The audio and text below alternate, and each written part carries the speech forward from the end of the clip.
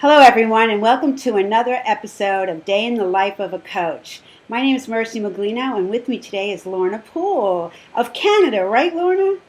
You bet. Where in Canada do you live? I live just outside of the little city of Toronto. Oh, that minor little big city. Okay. Not so far from me here in New York. Well, welcome, Not Lorna. far. I'm delighted to talk with you today. Lorna is, wow, well, I've known her for a while because Lorna is an ICA graduate. She is a business coach, a pretty successful one. She's very busy. And her business name is Red Cardinal Coaching. But I did a little investigation, and not only has Lorna, been married for 30 years and as a mom and a grandmom, but you started out in nursing. So how do you get from nursing to coaching? Yeah, that's a great question, Mercy. And I was a registered nurse for 30 years. I relinquished my registration on January 1st of this year, so that was a big change. And I would say for 30 years, I was probably not a particularly well-suited nurse. I tried probably just about every aspect of the nursing profession that you could possibly imagine. Did not spend much time at the bedside. And in the final sort of throes of my nursing career, I found myself as the manager of an organization that supports internationally educated nurses to become registered here in Ontario.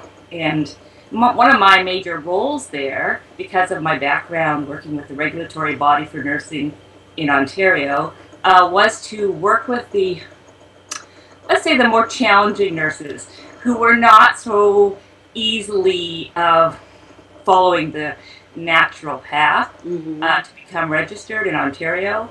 And these nurses typically, had a lot of the same kinds of issues that we face in every coaching client we see. And that's really where I got my first taste of being a coach with these nurses. And I was happiest in that role.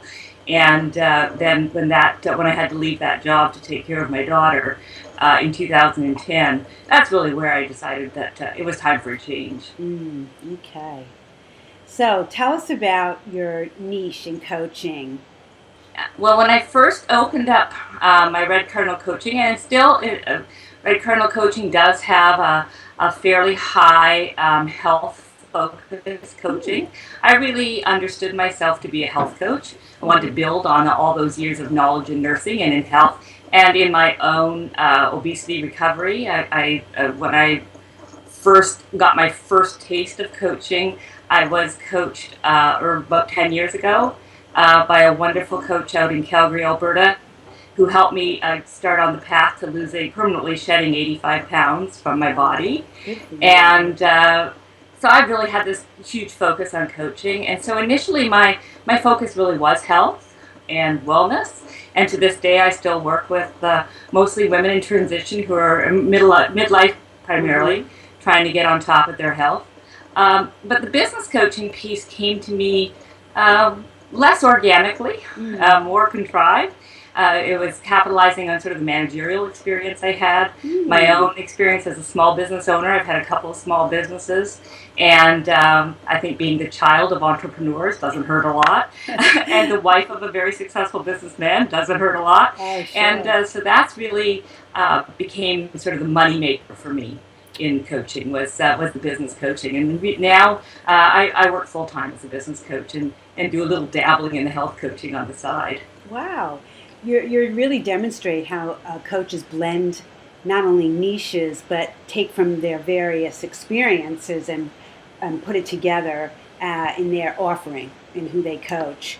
Because we know coaching is a dynamic process, whether you're a business person or a nurse or everybody in between. So beautifully done.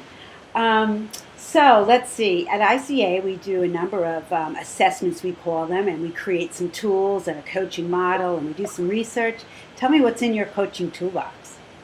Oh, and that was one of the best things about ICA. Two things. First of all, just going back to what you said, that idea at ICA that coaches blend the best of coaching with who they are naturally. I love when Robin says that because that really resonates with me. And you summed it up nicely in terms of the commenting on where I got to be where I am now. I love values exercises. That's, learning how to help people suss out their values. Living a value-centered life is very central to the coaching practice. But for me, one of the tools that I come back to over and over again, whether it's in a workshop setting or with individual clients, is the mind map tool. And I find that to be a really valuable tool that I use to help my clients to really expand their possibilities. It's not always easy to do brainstorming as one person, and I really find the mind map does two things. It helps them to brainstorm ideas, and then it really does become a map where the relationships between various aspects of their life that seem quite disparate, they come up, and you can create links and see relationships that can sometimes really lead to some very solid goals. Yeah, I love the mind map. It's like organized doodling, but it really works. So, and Lorna mentioned Robin, that's our CEO at ICA, and she is indeed a fan of saying that we are who we are, and then we learn coaching, and we put the two together. So, thanks for reminding everybody that that's what we do. Yeah, I love that. That really is something that resonates with me, as you can tell. Yeah. So you recently joined the ICA faculty, and so as a student of coaching, as a facilitator of coach training, as a business coach, a nurse, mom, grandmother, and I might add, a marathon runner. Yes. If you could tell the world one thing about coaching, what would it be?